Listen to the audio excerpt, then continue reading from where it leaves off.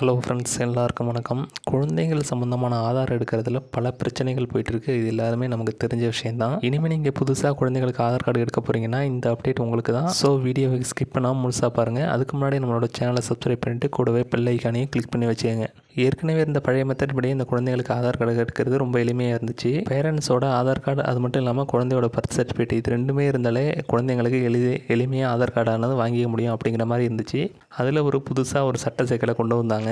பேரண்ட்ஸோட ஆதார் கார்டில் என்ன ஃபார்மேட்டில் அவங்களோட டீட்டெயில் அதில் இருக்கோ அதே டீட்டெயில் பிறந்த குழந்தைக்கு பர்த் சர்டிஃபிகேட் எடுக்கிறீங்கன்னா அதுலேயும் அதே ஃபார்மேட்டில் அந்த டீட்டெயில் எல்லாமே இருக்கணும். அப்படி இருந்தால் தான் உங்களுக்கு குழந்தைங்களுக்கு ஆதார் கார்டு எடுக்க முடியும். இல்லைன்னா அது ரிஜெக்ட் ஆகிடும் அப்படிங்கிற மாதிரி சேவை மையங்களில் குழந்தைங்களுக்கு இந்த ஆதார் கார்டு எடுக்கிறதுல பெரிய பிரச்சனை போயிட்டு இருந்தது. இப்போ அதில் ஒரு ரொம்ப முக்கியமான அப்டேட்டை கொண்டு வந்திருக்கிறாங்க.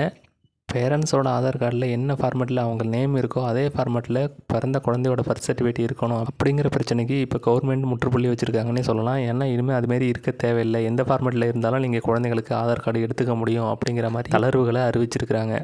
ஸோ ஆதார் டிபார்ட்மெண்ட்டுக்கிட்டேருந்து வந்திருக்கிற தளர்வுப்படி பேரண்ட்ஸோட நேம் ஆதார் கார்டில் எப்படி இருக்கோ அதேமாரி தான் பிறந்த குழந்தைங்களோட பர்த் சர்டிஃபிகேட்டில் இருக்கணும் அப்படிங்கிற கட்டாயம் தேவையில்லை அப்படிங்கிற மாதிரி அறிவிச்சிருக்கிறாங்க.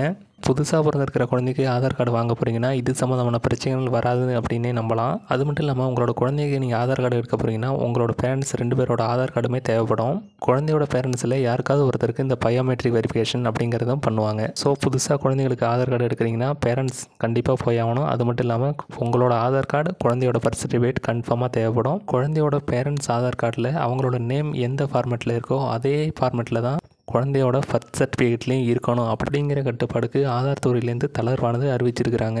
குழந்தையோட பர்த் சர்டிஃபிகேட்டில் அந்த பேரண்ட்ஸோட இனிஷியலுங்கிறது முன்னாடி இருந்தாலும் சரி, பின்னாடி இருந்தாலும் சரி, இல்லாமலே இருந்தாலும் சரி, உங்களுக்கு எந்த பிரச்சனையும் வராது. ஸோ இந்த இன்ஃபர்மேஷன் உங்களுக்கு யூஸ்ஃபுல்லாக இருந்தது அப்படின்னு நினச்சிங்கன்னா இந்த வீடியோ உங்களோட ஃப்ரெண்ட்ஸுக்கும் ஷேர் பண்ணிவிட்டு மறக்காமல் நம்மளோட சேனலை சப்ஸ்கிரைப் பண்ணிவிடுங்க.